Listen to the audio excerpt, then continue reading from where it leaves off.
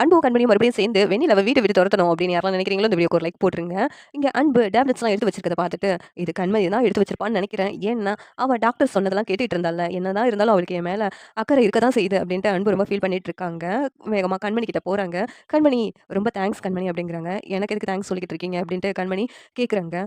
இங்க பாரு டாக்டர் சொன்னதெல்லாம் கேட்டுட்டு என் மேல அக்கறைப்பட்டு தானே நீ டேப்லெட்ஸ்லாம் நான் சாப்பிடுறதுக்காக தனித்தனியா எடுத்து வச்சிருக்க அப்படின்னு சொல்லிட்டு கேட்குறாங்க. உடனேவும் கண்மணி வந்துட்டு, "நான் எங்க டேப்லெட்ஸ் உங்களுக்காக எடுத்து வச்சேன். என்ன கனவு கண்டீங்களா? நான் ஒண்ணும் அப்படியெல்லாம் பண்ணல." அப்படின்னு கண்மணி சொல்லிக்கிட்டு இருக்காங்க. அந்த நேரத்தில வெண்ணிலா வந்துட்டு, "அன்பு நான் தான் உங்களுக்காக டேப்லெட்ஸ்லாம் தனித்தனியா எடுத்து வச்சேன். அந்த கண்மணி தான் உங்கள மறந்துட்டா. அப்படி இருக்கும்போது, நீங்க அந்த கண்மணிய நெனச்சுக்கிட்டு டேப்லெட்ஸ்லாம் ஸ்கிப் பண்ணிக்கிட்டு இருக்கீங்கல்ல, அதனால தான். கரெக்ட் டைமுக்கு நீங்க போடணும்னு சொல்லிட்டு, நான் தான் காலையில, மதியம், நைட்டுன்னு சொல்லிட்டு தனித்தனியா எல்லா டேப்லெட்ஸும் எடுத்து வச்சேன் நீங்க சாப்பிடுறதுக்காக."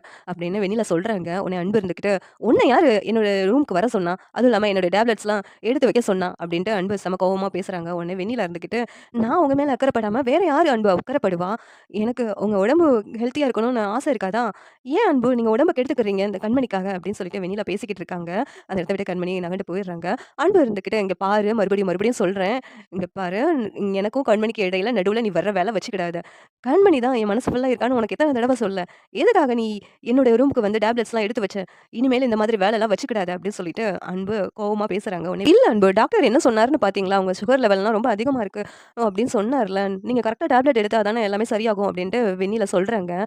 உடனேவும் அன்பு இருந்துட்டு, "இந்த டேப்லெட்ஸ் போட்டு தான் நான் உயிரோட இருக்கணும்னா, அந்த டேப்லெட்ஸே எனக்கு தேவையே இல்ல. அப்படி நீ குடுத்து தான் நான் உயிரோட வாழணும்னு அவசியமும் கிடையாது." அப்படின்னு அன்பு செம கோவமா பேசிட்டு போயிடுறாங்க. உடனே வெண்ணிலா இருந்துகிட்டு, எதுக்காக தான் அன்பு இவ்வளவு கோவப்படுறாரோ தெரியல.